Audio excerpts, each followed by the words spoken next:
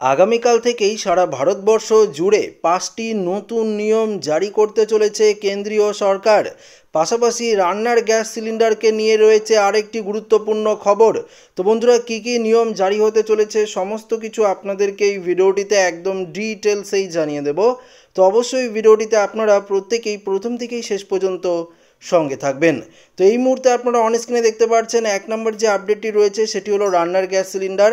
রান্নার গ্যাসের দাম এক ধাক্কায় 50 টাকা বাড়িয়ে দিল কেন্দ্রীয় সরকার। কলকাতায় এতদিন 14.2 কেজি ঘরোয়া এলপিজি গ্যাস সিলিন্ডারের দাম ছিল 829 টাকায়, অর্থাৎ 829 টাকা করে আপনারা কিনতে পাচ্ছিলেন।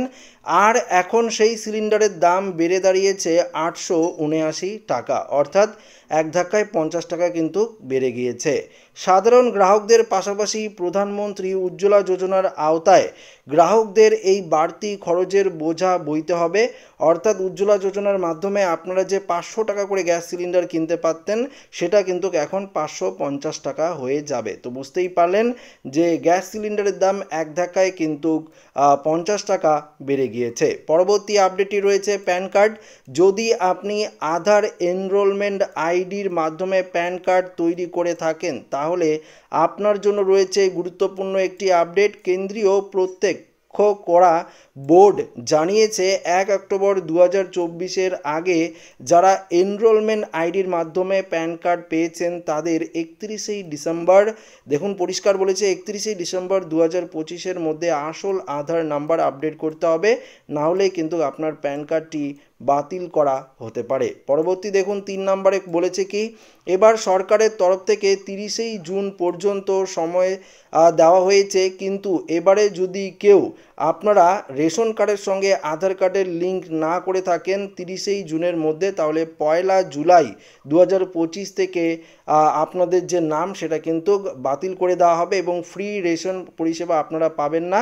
তাই যে সকল মানুষরা এখনও পর্যন্ত অর্থাৎ আপনাদের রেশন কার্ডের সঙ্গে আধার কার্ডের লিঙ্ক করাননি অবশ্যই 30শে জুনের মধ্যে করিয়ে নেবেন, না হলে কিন্তু আপনারা ফ্রি রেশন আর পরিষেবা পাবেন না।